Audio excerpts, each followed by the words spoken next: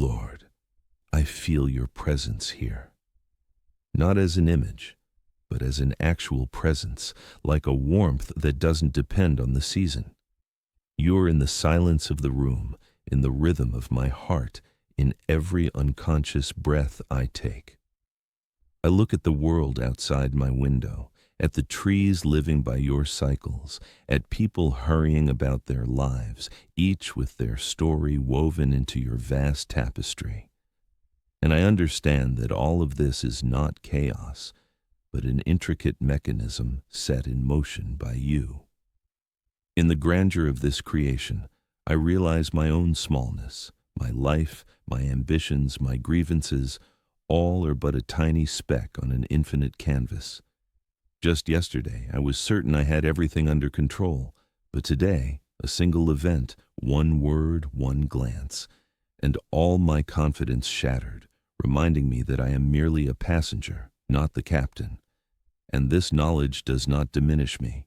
Rather, it liberates. It lifts the unbearable burden of self-importance from my shoulders and allows me to simply be, to trust the current you guide. That is why I am here. Not to ask you to divert the river's course, not to complain about the storms. Today, I have no wish list. There is only one need: to express what has gathered within me. To exhale not anxiety, but gratitude. I want to speak not of what I lack, but of what has already been given in abundance. This is my attempt to tune into your wavelength, to see the world through your eyes, if only for a moment, not as a battleground, but as a priceless gift. And the greatest of these gifts, one that still defies my understanding, is the story of your son. I replay it in my mind again and again, trying to grasp its scale. You, who created galaxies with a single word, allowed yourself to be confined to a human body, to live a life among us, and then to die on a cross. To die for me. For a person who stumbles easily, who says one thing and does another, who forgets, betrays, and doubts. There is no earthly logic in this, no justice I can comprehend, only your mercy, boundless and undeserved, which I can never repay. You took upon yourself all my inner darkness, all the accumulated pain, all the mistakes I've made and will yet make. You didn't just forgive, you built a bridge over the chasm I myself dug between us. You tore the veil that separated me from you. And now I can speak with you like this directly, without intermediaries or rituals, not as an accused before a judge, but as a child with a parent. You removed the chains of guilt, which I had worn so long I considered them part of myself, and replaced them with peace. Then you did the impossible.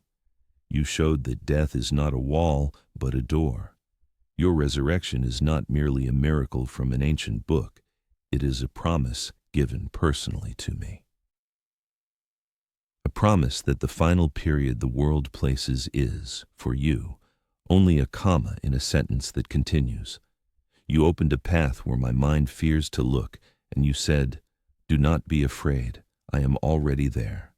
And now, everything I have, each new day, every person near me, I see not as coincidence, but as part of the path to this eternity you have gifted me. And this eternity doesn't begin sometime later, but right now, this very morning, with the first breath I take, barely opening my eyes. I don't direct this process, I don't give commands. Air simply enters my lungs, my heart beats its own rhythm, subservient to none. This intricate mechanism of my body, which I don't fully understand, is initiated and sustained by you every second. It's a continuous miracle that, through my own neglect, I've ceased to notice, taking it for granted. I look at my hands, this incredible instrument capable of both holding a hammer and comforting a crying child. I walk across the room, and my legs obey me without a single thought, carrying me through life. I see the full spectrum of colors outside the window, hear the quiet sounds of home that create comfort. I take all of this for granted as an inherent right, as if I granted it to myself at birth, and only when something in this finely tuned orchestra falters do I remember that you are the conductor. And every day, as long as it plays without discord, is your undeserved grace. And this care extends further to the simplest things, these walls and roof overhead, which seem so ordinary until a real wind blows. Hot water from the tap, a small luxury that has become a habit. Food on the table that provides energy to live. These are not just objects and resources. These are your materialized answers to prayers I didn't even have time to utter. This is your quiet, constant guardianship, which becomes invisible due to its daily precision. You don't just point me toward an eternal goal.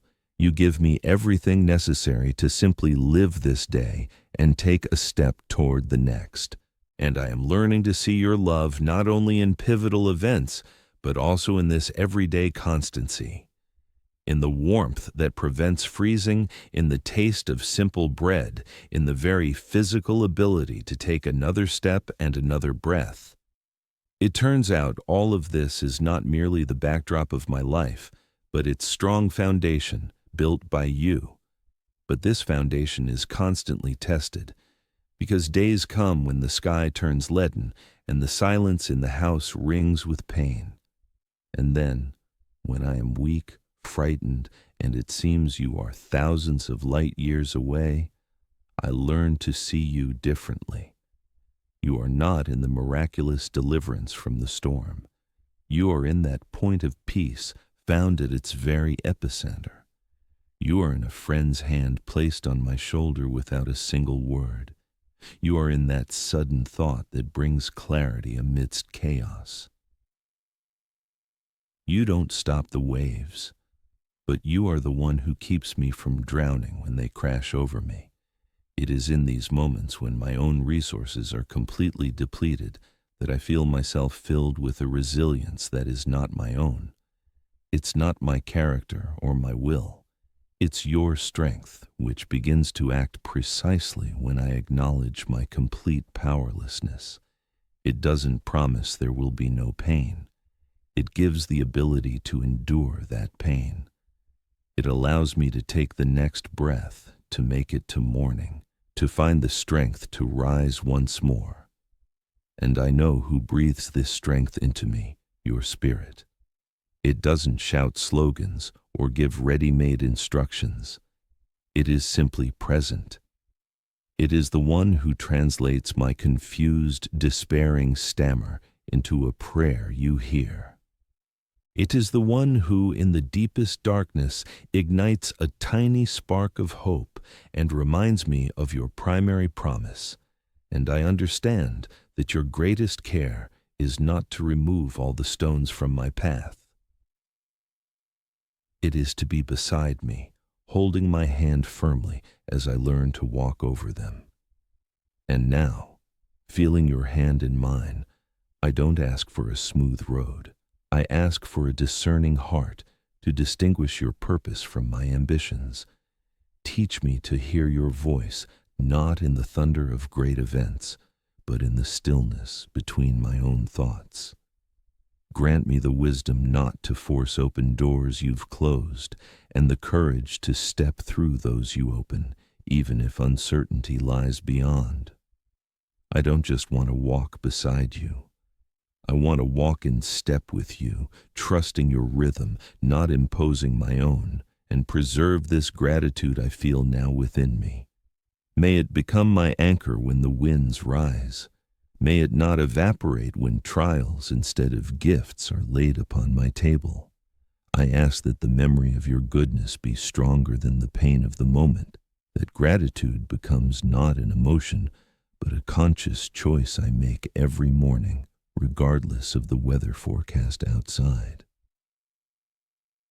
So that even on the darkest day, I can find at least one reason to say thank you, knowing that you have already given me everything most essential.